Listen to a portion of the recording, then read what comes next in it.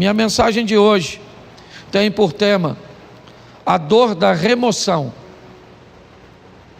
Remover algo ou tirar algo de nossa vida que nos oferece algum benefício é muito desafiador. E todas as vezes que a vida, que Deus se predispõe a agir na nossa vida,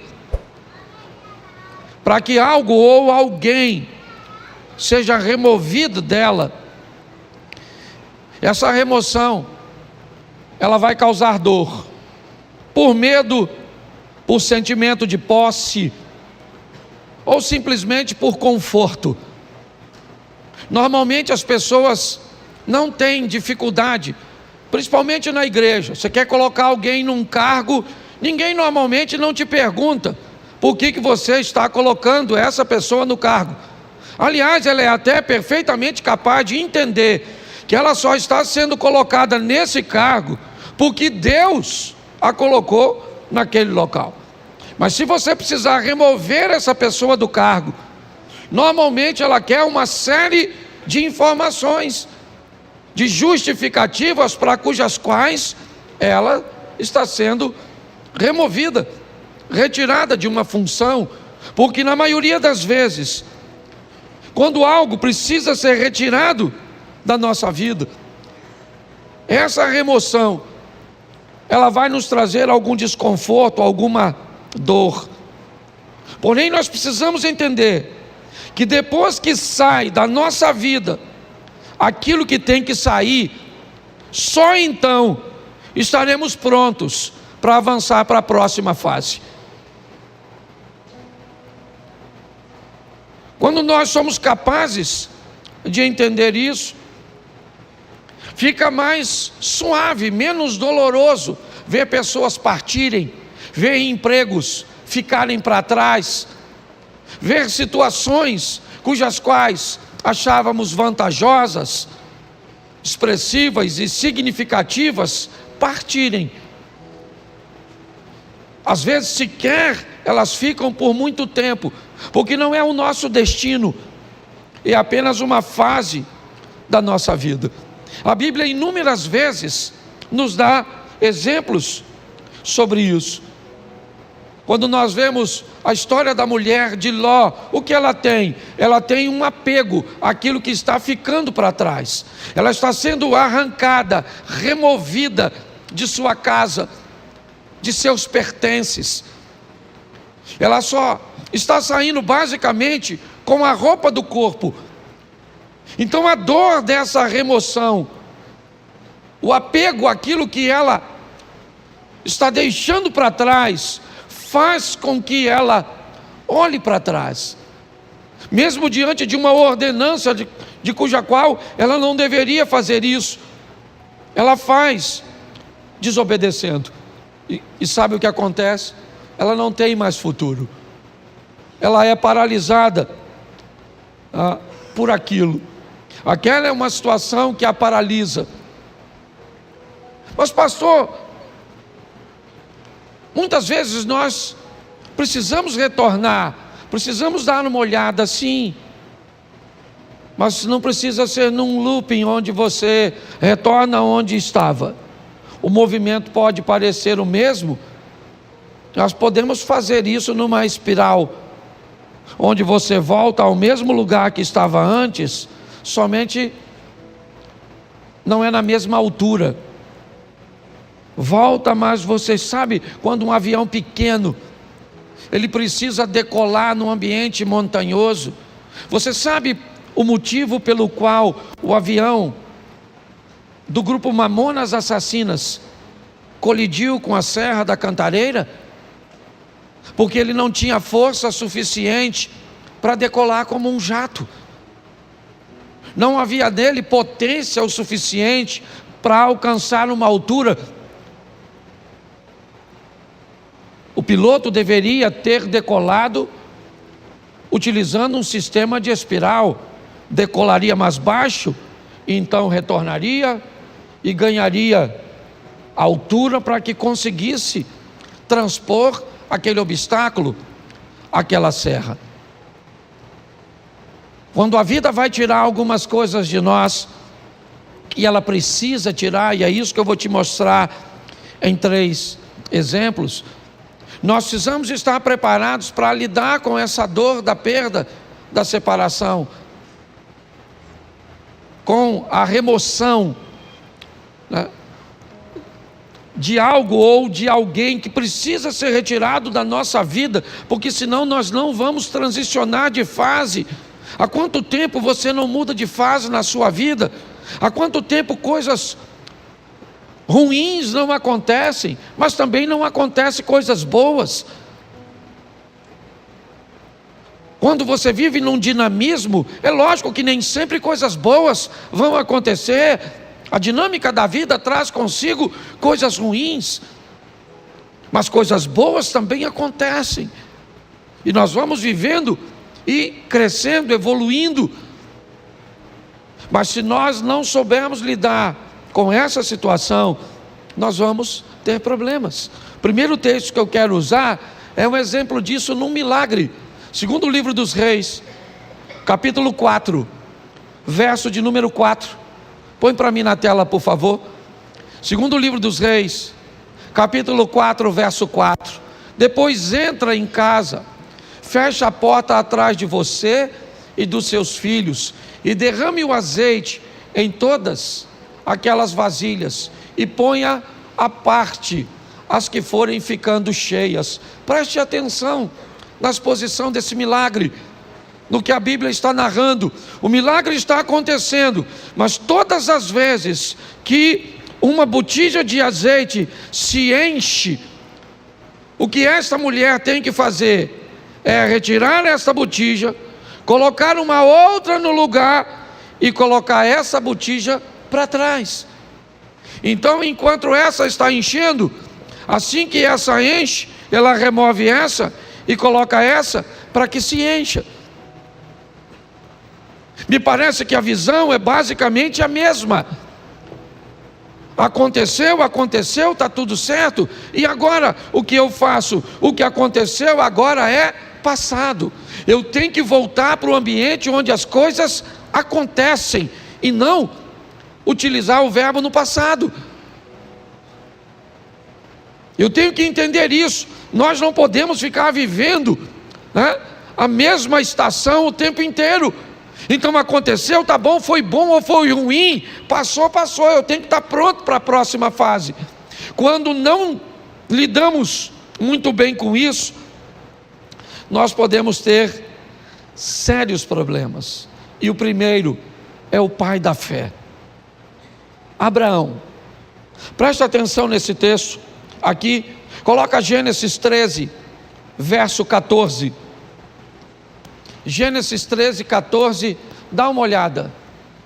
14, por favor, e não 4. Isso. O Senhor diz a Abrão, depois que Ló separou dele, ou se separou dele: olha para mim. Tera tem 3 filhos: Abraão, Naor e Harã. Harã se casou e teve um filho chamado Ló. E logo em seguida Harã acabou morrendo. Tera deixa Naor em Ur e sai com Abrão, com Ló, com Sarai, a esposa de Abraão, em direção a Canaã. Mas eles fazem uma parada em Harã e permanecem ali um tempo. Ali, o pai de Abraão, Tera, acaba morrendo. O que Abraão tem agora é apenas seu sobrinho Ló. É apenas um sobrinho. Ele não está mais em Ur, não. O texto é claro. Todos os restantes, né, ou as pessoas restantes, acabam ficando em Ur. O único que está caminhando com Abraão é Ló. Quando Deus aparece a Abraão e diz: Abraão, sai da sua terra e da sua parentela, ele não está em Ur, ele está em Harã. Note bem, a terra dele não era Harã, a terra era Ur, mas Deus está dizendo para ele, se ele está ali, naquele momento, aquela terra é a terra dele.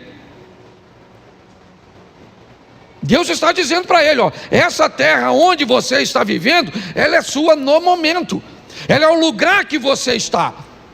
Ele já saiu, é verdade, de Ur, seu destino era Canaã, mas seu pai parou em Harã, por motivo cujos quais eu desconheço, e acabou morrendo ali. E o que sobra para Abrão? Sobra Ló. Quando Deus diz, sai da sua terra e da tua parentela, a terra é Harã, e a parentela é Ló. Apenas um parente. E apenas uma solicitação de remoção que Abraão me parece que tem dificuldade de fazer. Por quê? Porque Ló era órfão, provavelmente. Porque a terra cuja qual ele está agora não é Ur, não é um ambiente de Ló, talvez. Mas o grande problema é a orientação e a ordem que Deus está dando a Abraão. Deixa, está na hora de Ló sair de sua vida, porque só tinha ele, então não tinha outro.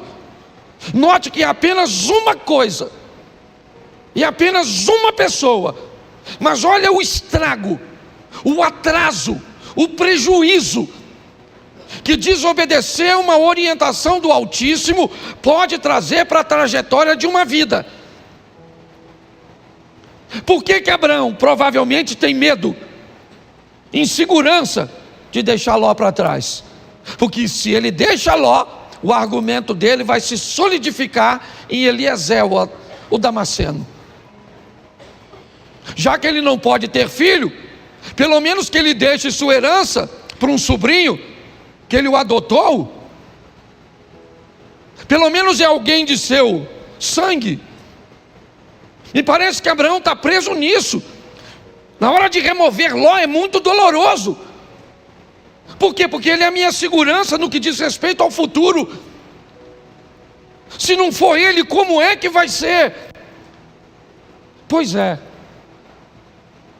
Às vezes quando Deus quer remover algumas coisas cujas quais somos apegados demais, sem ela não veríamos uma saída. O que eu vou fazer? Como é que vai ser? É a única coisa que eu tenho, é a única corda que eu tenho para me segurar. E Abraão leva Ló com ele. Ele não consegue se apartar de Ló. E eu confesso a vocês que fora a sensação de ver seu sobrinho enriquecer, Ló não traz mais nenhuma alegria para a vida e ministério de Abraão. Nenhuma. Se você for olhar a história, é só problema, é só dificuldade, é só adversidade. Até que chega um momento que Deus diz: Abraão, não tem mais como. E aí entra o verso, coloca o verso 13 por favor, desse texto. Ora, os homens de Sodoma eram maus e grandes pecadores contra o, verso 14, disse o Senhor a Abraão, depois que Ló se separou, ergue os olhos e olha desde onde estás para o norte e para o sul, para o oriente e para o, vamos lá, porque toda essa terra que vês, eu te darei a ti e a tua, preste atenção, isso só acontece depois que Ló vai embora. Olha só, Abraão era rico, sim ou não? Sim. Foi a riqueza e a prosperidade que fez com que os poucos recursos da terra não fosse suficiente para sustentar os dois rebanhos. Há uma briga, um litígio entre os pastores de Ló. Então Abraão Diz a Ló: escolhe para onde você vai, escolhe. Decida para onde você quer ir. Note que Abraão não está preocupado com a direção, ele está preocupado com a companhia.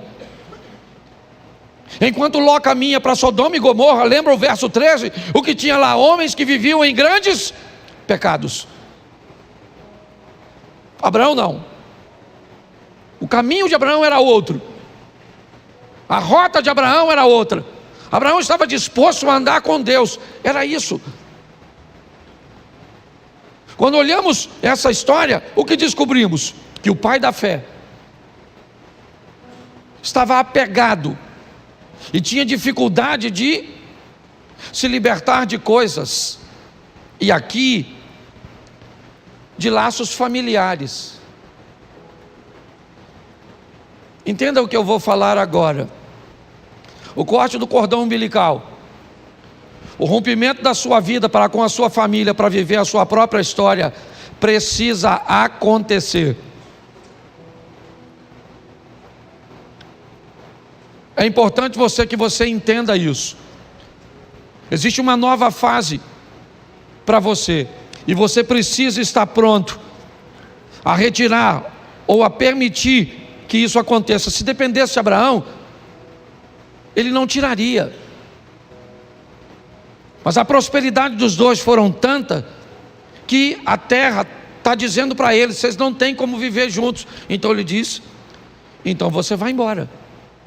E o texto diz que assim que Ló sai da vida de Abraão, Deus disse: agora levanta os teus olhos e olha. Agora dá uma olhada. Agora não há limite. Finalmente eu posso fazer na sua vida tudo aquilo que eu sempre quis fazer. Só não conseguia fazer antes porque você ainda estava aprisionado. É importante, eu não sei qual é a prisão ou aquilo que precisa ser removido da sua vida. Eu sei que tem coisas, e principalmente quando o assunto são questões familiares, principalmente, é romper com uma mãe para dar um outro nível para o casamento. É romper com um filho para dar um outro nível para o casamento. Pare e pense. Muitas vezes nós precisamos, não é abandonar, não. Você vai ver o que Abraão ainda vai fazer mais à frente. Mas é importante que nós entendamos isso, que depois que Ló sai da vida de Abraão, as coisas tomam um rumo totalmente diferente. Então, por mais doloroso que seja, esteja pronto para viver essa remoção. Deixa eu usar a segunda, que eu não posso deter muito tempo. Jonas 1,15. Jonas capítulo 1, verso de número 15. Levantaram Jonas e o lançaram ao mar, e cessou o mar da sua fúria. Preste atenção. Um barco está para afundar, e Jonas está nele. Qual é o problema da tempestade? É Jonas. Qual é o motivo de tudo aquilo que está acontecendo? É Jonas. Por que Jonas está ali? Porque o capitão do navio está ganhando dinheiro com Jonas. Jonas está ali porque comprou uma passagem. Jonas está ali porque tinha uma grana para comprar uma passagem para entrar nesse barco. Mas ele é um desobediente, está certo? Mas ele está trazendo dinheiro. Mas eu não sei quem ele é. Tudo bem, não quero saber.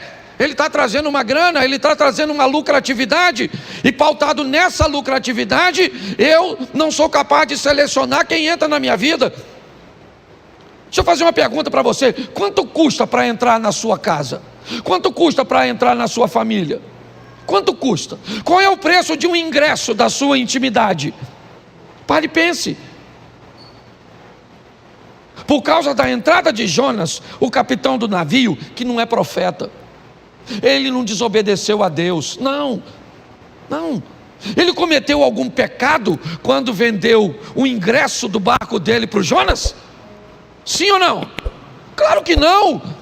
Mas não interessa, tem alguém dentro da vida dele, tem alguém dentro do barco dele que está trazendo aquela tempestade. É só uma questão de tempo até ele afundar. Você sabe o que ele faz, o capitão do navio? Ele pega toda a carga e joga fora. Ele precisava perder a carga? Não, o problema era a carga, o problema era Jonas. Mas ele perde a carga, porque pessoas perdem aquilo que não precisava perder, quando não querem tirar o que precisa ser retirado. Você não quer tirar esse comportamento? Então tá bom, perde o casamento, perde a intimidade, perde a paz. Mas sabe por que Jonas saiu do barco? Porque o capitão procurou. O capitão está procurando, me parece alguma coisa para jogar fora. O que ele quer é aliviar o barco, já perdeu a carga, é verdade, mas a tempestade continua, então ele vai no porão, ele desce no porão do navio. Eu já falei isso aqui, ele desce no porão do navio, e lá no escuro do porão, deitado num lugar, está o Jonas. Porque aquilo que às vezes vai te levar para o fundo, não está na luz no convés, está no porão, escondido, quietinho. O que ele está estabelecendo em você, um comportamento, uma postura comportamental que destrói seus relacionamentos, que impede você de ter relacionamentos sadios. Mas quando ele procura, a Bíblia diz: aquele que pede recebe, aquele que busca acha. Então ele não está buscando, ele achou, pegou o Jonas, levou o Jonas no convés, o interrogou, e Jonas disse: não era para eu estar aqui, era para eu estar onde? Em Nínive, cumprindo a minha missão. Mas eu desci a Jope, peguei, certo? Comprei um ingresso, uma passagem, entrei no seu barco para ir para Tarsis, para a Espanha. E agora? A tempestade está lá, Jonas diz que ele é o culpado. Mas e agora? O texto diz que o capitão está com medo de jogar Jonas fora. Quem é esse cara? Não é quem ele é a missão que ele precisa executar. Não tem a ver com ele, é com o propósito de Deus na vida dele. Ele se torna importante por causa do propósito. E aquele homem olha e diz: eu não vou remover esse cara do meu barco, eu estou com medo de jogar esse cara fora.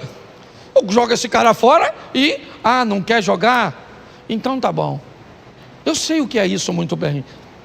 Eu trabalhei 12 anos numa empresa, foi lá que meus filhos nasceram, lá eu me casei. Eu não tinha um carro, eu usava o carro da empresa. Tudo girava em torno daquele lugar.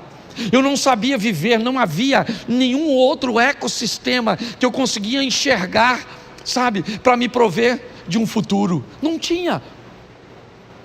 Não havia possibilidade, eu não conseguia enxergar. Eu sei hoje que existia, tanto existia que eu estou onde eu estou, mas na época eu não via.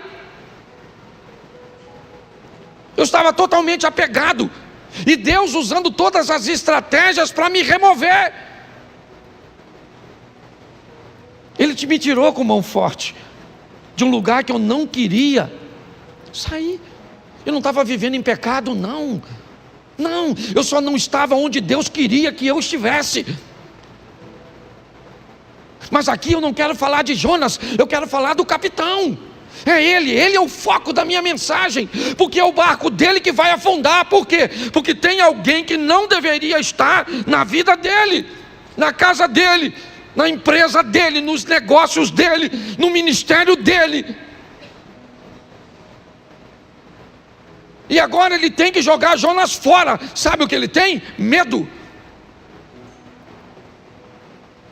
Medo de jogar. Só que ele não vê outra situação. Ele tem que jogar Jonas fora.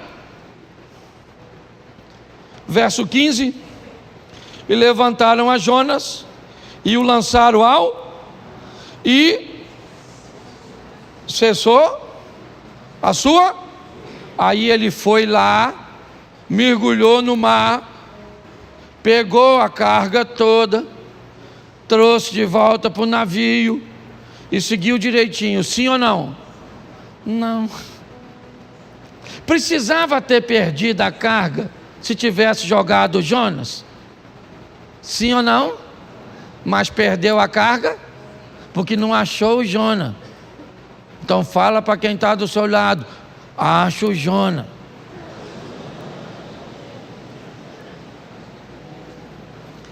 Entendeu, querido?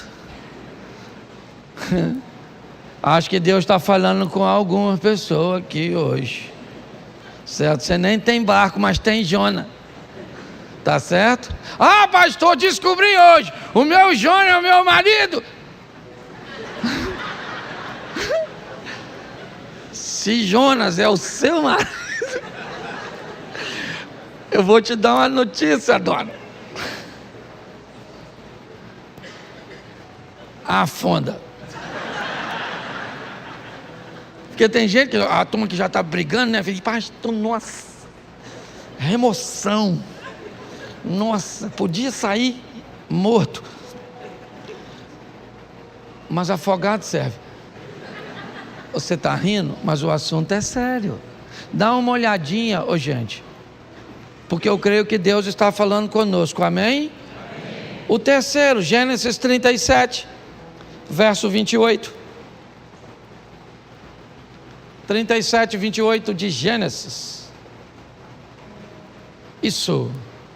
E passando os mercadores midianitas, os irmãos de José o alçaram e o tiraram da cisterna e o venderam por 20 ciclos de prata aos ismaelitas. E esses levaram José ao...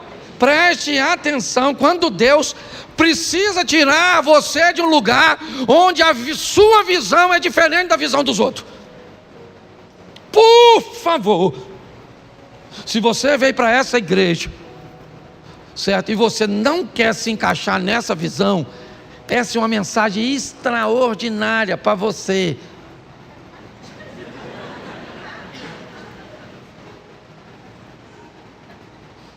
O José é um cara que ele vê o mundo, as coisas, ele aspira, seu comportamento é diferente de seus irmãos. Não cabe. Eu não estou dizendo que Rubem, Simeão, Levi, Isacar, Zebulun, Gad, Azer, Naftali, certo? Eu não estou dizendo que eles estão errados. Eu estou dizendo que há uma visão diferente. E Deus então vai remover José. Sabe o que ele é? Irmão dos caras. Sabe, ele vai ser vendido como? Repita comigo, é melhor ser um escravo na mão de estranhos do que irmão de uma família de invejosos. O dono do escravo, ele quer o quê? O que ele quer com o escravo? Ele quer o quê? Lucrar, sim ou não? Então, para o dono do escravo, quanto mais ele lucrar, melhor. O que o escravo vai fazer lá na frente, se o escravo amanhã se tornou governador do Egito, o cara não quer saber. O que ele quer saber é o quanto ele ganhou quando vendeu o escravo. Mas um ambiente de invejoso, ele está preocupado com o que você pode se tornar no futuro. É isso que vai incomodá-lo. Então o propósito, enquanto o dono do escravo não se preocupa com o escravo amanhã, desde que tenha ganho com ele, o invejoso não, ele se preocupa totalmente com amanhã, com aquilo que você pode se tornar. Porque na verdade, na maioria das vezes, todo mundo quer ver você bem, desde que não seja melhor do que ele. Na maioria das vezes é assim que funciona. José precisa ser removido daquele lugar. Não cabe ali. Mas pastor, fique tranquilo. Essa é uma questão de família, e uma família bem organizadinha. Não esqueça que esse cara, ele é bisneto de Abraão, sim ou não? Isso. Ele é filho de Jacó, que é filho de Isaac, que é filho de Abraão. Essa é uma história sensacional no que diz respeito à família. Por quê? Porque José é vendido pelos irmãos aos ismaelitas e vai para o Egito, como nós lemos o texto. No Egito, então, ele se torna governador e depois de anos, seus irmãos vêm morar numa terra que ele conquistou para seus irmãos. Olha só, nessa história, os irmãos de José cabem na vida de José naquele momento que ele está lá? Sim ou não? Não. Mas quando ele migra para o Egito e se torna governador, quem é que vem morar com ele? Os irmãos. Tem gente que não cabe na sua vida hoje, mas vai caber. Tem ambientes que hoje precisa ser retirado de você. Talvez porque você não tem habilidade para lidar com ele. Mas todas as vezes que Deus quer remover isso, ou quer remover algo, alguém da nossa vida, se esse ambiente, se essa pessoa nos traz alguma vantagem, nós vamos ter sérios problemas. Isso aconteceu com Abraão, como eu citei aqui para vocês. Isso aconteceu com aquele homem que teve seu navio ameaçado porque alguém não devia estar lá, e mesmo na hora de remover foi desafiador. E para José também foi difícil ver seus irmãos ficarem para trás e ele ser vendido. Hoje, o que eu entendo aqui para todos nós é que algumas coisas precisam ser retiradas, removidas. Essa palavra veio a mim quando eu ouvi aquela ministração na Slavec, onde aquela ideia de graça que me trouxe até aqui foi ampliada, não diminuída, ampliada. É uma nova fase. É importante que nós venhamos a respeitar o tempo da mudança. É um grande desafio para nós. Eu não sei se você sabe, mas a história de Abraão começa com 75 anos de idade. Isaac nasce, Abraão tem 100 anos. Foram 25 anos depois. Ele teve que vivenciar tudo aquilo. Talvez por isso ele seja chamado o pai da fé. Hoje, muitas vezes, Deus tenta remover coisas tão pequenas. Eu vou falar aqui algo, não vou expor a intimidade de ninguém, mas não sei nem se o casal que eu atendi está aqui, mas não vou citar seu nome de forma nenhuma aqui. Eu estava atendendo agorinha mesmo um casal que corre o risco de se divorciar porque a mulher tem dificuldade de remover o celular, de remover o vocabulário. E se não fizer isso, o casamento acaba. Mas ela tem dificuldade de remover, porque todas as vezes que algo precisa ser retirado, nós temos muita dificuldade. Tenta fazer uma devocional toda manhã. Tenta. E você vai encontrar com diversos obstáculos que você precisa remover. Tenta levantar de manhã, fazer a sua oração, fazer sua leitura bíblica, fazer um período de meditação. Eu não sei de quanto tempo você pode, mas tenta fazer isso. A probabilidade de você não conseguir é muito grande, porque para colocar essas coisas em prática, você vai ter que remover outras coisas que você já faz e que lhe oferece conforto. Tenta orar toda noite com sua esposa, de mãos dadas. Tenta fazer jejum pelo menos 2 ou 3 vezes na semana. Tenta para ver. Pastor, por que é tão difícil? Porque antes de fazer aquilo, você vai precisar remover outras coisas que já estão estabelecidas, que te oferecem vantagens, que te oferecem conforto. Hoje a minha proposta, sabe, é trazer esse entendimento para você. Eu fecho aqui na minha devocional de sexta-feira. Eu vivi uma das maiores experiências, porque hoje não era para eu estar aqui. Hoje era para eu estar envolvido num escândalo e preso, com meu nome passando na mídia. Mas por causa da minha devocional, e eu tenho certeza, uma oração tão simples que eu fiz naquela manhã, me deu condições de chegar no lugar 20 minutos antes e resolver um problema que ia acabar com a minha vida. Você sabe quantos minutos eu orei naquela sexta-feira? Talvez de 5 a 7. Sabe aquela oração que você levanta e entrega o dia?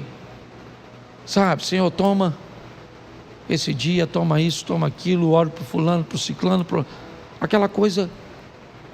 Então eu vou falar uma coisa para vocês. Para ter bons hábitos, nós vamos ter que remover os ruins.